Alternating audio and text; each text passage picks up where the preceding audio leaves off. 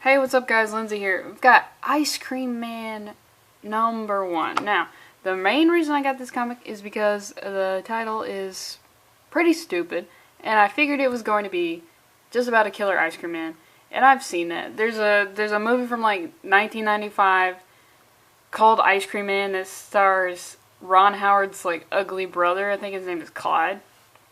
And there's a Masters of Horror that is specifically about a killer ice cream man. So I wasn't expecting a whole lot from this. The other reason I got it because like the description of, let me just read you like the tagline of this book. Chocolate, vanilla, existential horror, drug addiction, and musical fantasy. I was like, how are you going to do musical fantasy in comics? It's a book. There's nothing auditory about it. Yeah, you can read it out loud, but I don't think comics are inherently a static medium, so just the idea of it having musical fantasy is just like, get out of here, that's dumb. So I didn't realize this was going to be a horror anthology. I love horror anthologies. It's literally some of my favorite stuff is horror anthologies. I love Creepshow, I love Masters of Horror, I love, I swear I know more than this, but Creepshows.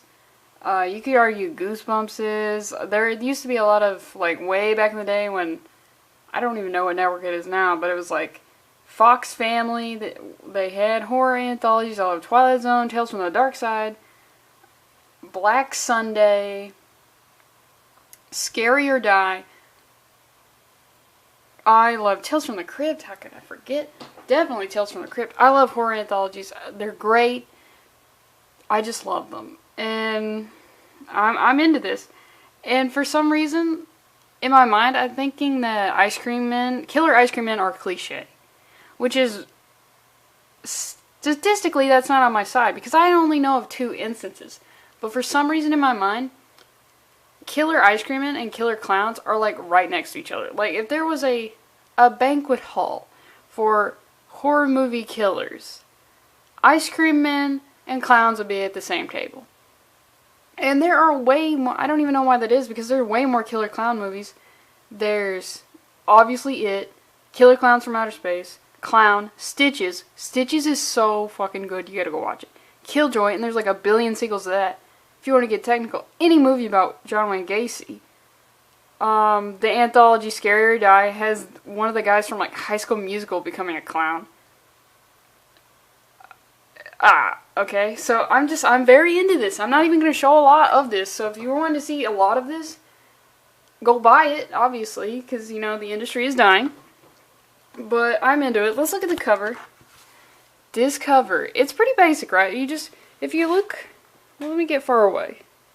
Oh, there's nothing that bad about this. It's about an ice cream man. The alternate cover, the variant cover for this is fucking creepy. It looks like a movie poster. It's awesome.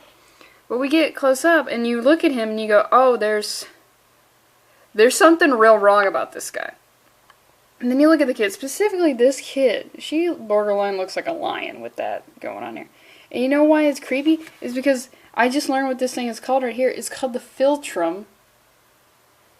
And sometimes when I draw faces, I draw it, but sometimes it looks like too much and it's too creepy. And all the kids, he's got it. All the children have it, and it just looks so creepy. And then when you realize, I'm like, oh, it's a legion of children on this cover. I don't like kids, they're very creepy. It's the whole thing is creepy. Just like, ugh. So we start off. Oh, it's called Raspberry Surprise. I didn't even realize that. We start off, it's like an idyllic small town. Well, yeah, I guess you call that small town. We've got the ice cream man. His name is Rick.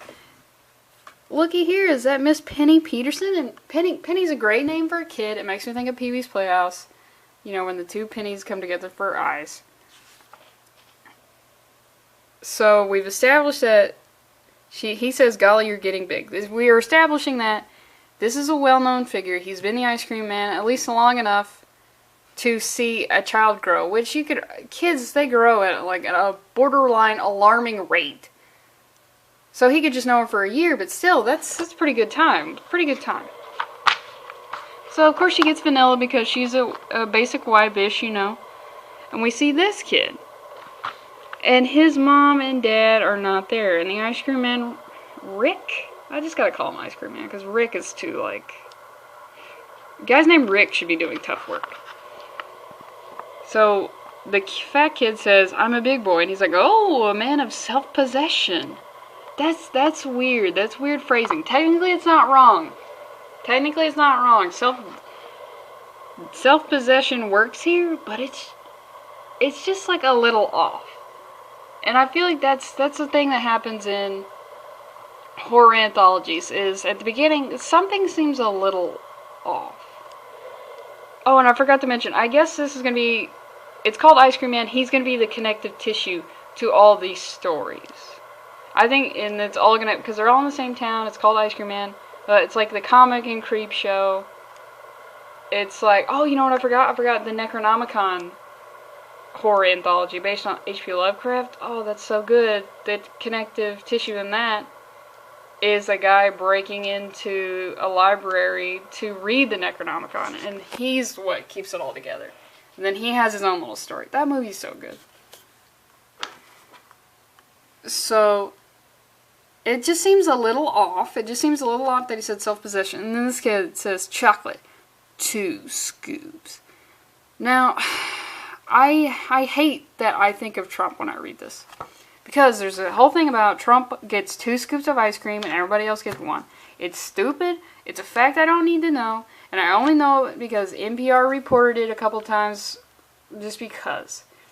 And look, I know he's our president, so get the fuck off with this resist stuff. He's our president. He's a complete buffoon in my opinion. You can think whatever you want to think. That's fine. But to me, he's just a complete fucktard. I don't need to know every little thing he's doing. I know there are people out there who obsess over every single little thing, but that's how you're going to lose your mind. And then people who are slightly interested in politics or whatever, want to know what's going on in the world, you're going to hit me with, he drinks a lot of Diet Coke. No, I need to know real stuff that he's doing. I don't need to know all these little stupid things. And plus he's got like a dumb fat face right here. And it just looks very Trump-esque, and I hate that that's a thing that I know. It's stupid. So he gets it, and he goes home. And on his way home, the writing, it gets, it takes a turn, right? Oh, look, here's that musical fantasy they were talking about. It hits you with talking about the Brazilian wandering spider is one of the most dangerous deadly spiders recognized by the World Spider Catalog, which I bet there's some sexy fucking photographs in that World Spider Catalog. 2010, the Guinness Book of World Records granted this charming arachnid an official True Blue title, World's Most Venomous Spider. Most venomous. Ain't that something? I don't know who's talking, possibly the ice cream man. But look at this, he throws away the cone. What the hell? What are you doing? This kid made me realize, number one, I've never had ice cream cone with 2 scoops. I'm not a big fan of ice cream, and if I gotta eat something cold, it's gonna be a popsicle, alright?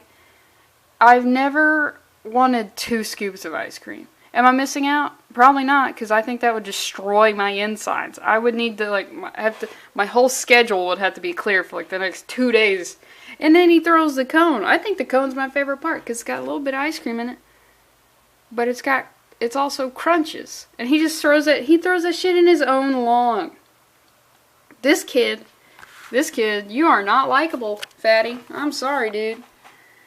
So then it talks more about this neurotoxin it releases, and it gives you the symptoms of the bite. And while it's talking about this, we see the kid, he brings out a clothespin, and it says, loss of muscle control, strange contortions, painful inflammation, crippling instant paralysis, and he's putting that on his nose.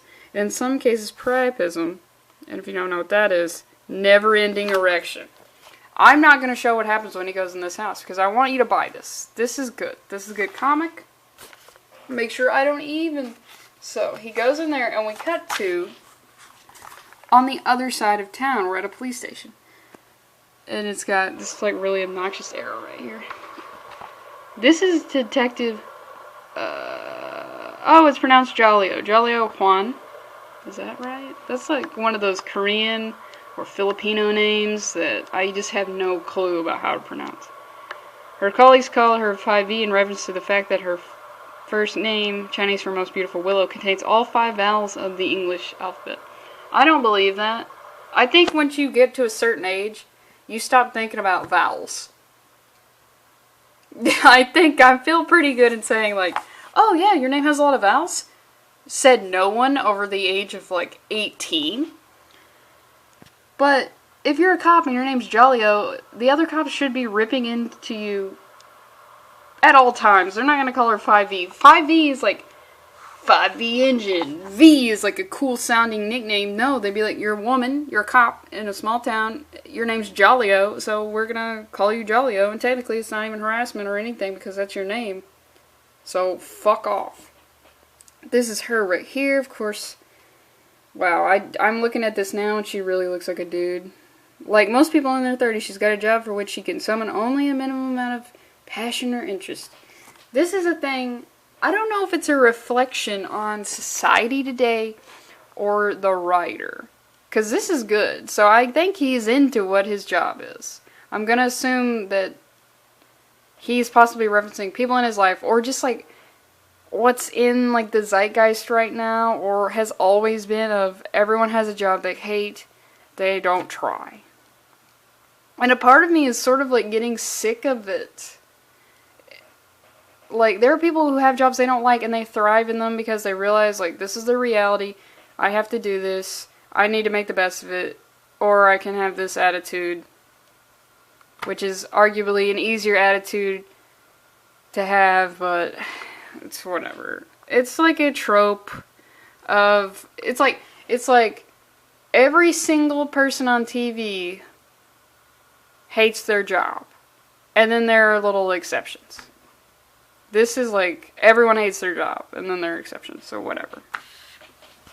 And we see there's a crazy lady in the police department. Look at this. This is a person named Jolio, 5E. Look at that philtrum right there. It looks like a hair lips. Look at this one. That shit looks like a hair lip. So she's saying, something is going on. This is our suspect. What? Is it a wolf man? Is it a cat man? A lot of stuff's going on here. Is it related to the kid? I don't know. Go buy it. That's him, the thingamacritter. Thingamacritter. Alright. He ate Mr. Buttersworth. Mr. who? Padfoot Buttersworth. My cat. Just look. He sucked the skin right off. Whoa, this shit went to 0 to 100 real quick. This lady has a cat skeleton in her bag. Look at that bag. Is that even, how big is, this seems to be a big cat. Did she glue this together? Because bones don't, that's the thing with bones. They need the muscles. They need the sinews. How did she's so upset that a thingamacritter ate her cat.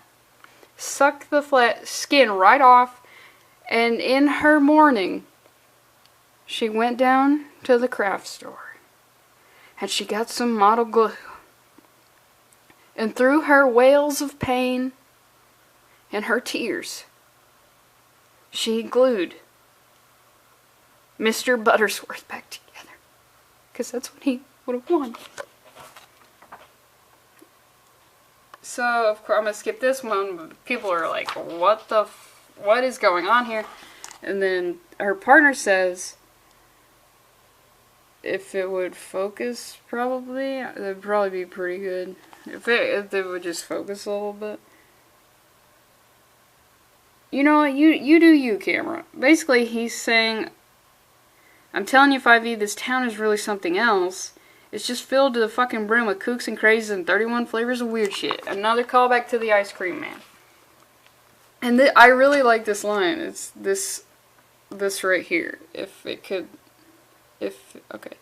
So they're talking and he's jolly at 5E says, weird shit, that woman's carrying her cat's skeleton around in a purse. See, she kind of looks like a woman here. Right here? Fuck no. So her partner says, what makes you so sure it's her cat? Whoa! Oh my god, dude! What if it's a completely unrelated cat? What if she's the thingamacritter and she's eating cats and gluing them back together and going around showing, just like shrinking the skeleton at people. Whoa. Whoa. Crazy. I just love that. What makes you think it's her cat? It's just like one little line that just like ups everything of like, what the fuck? And then I'm going to skip a couple of these pages. I'm going to skip a lot. Skipping a lot. Skipping a lot. Then the cops go to the kid's house for whatever reason. You gotta go buy it. Some stuff happens. Some more stuff happens. And something happens with possibly a spider in the ice cream man. Definitely not gonna give it away. And then look, here's our musical fantasy. It's the ice cream man driving away. This is good. This is good. You gotta go buy it. Even like if you have an inkling of a little bit of like, I like horror anthologies, get this, because that's a genre that's like, it's produced some of the greatest movies. Twilight Zone, just some of the greatest stuff. The Outer Limits, Tales from the Crypt. Could you call Bone Chillers from like Fox Family back in the day anthology? Probably not, but it's in there. This is cool. So whenever some stuff like this drops, you gotta go get it. Just go get it. And, you know, maybe have a double scoop of ice cream because you're fat as shit.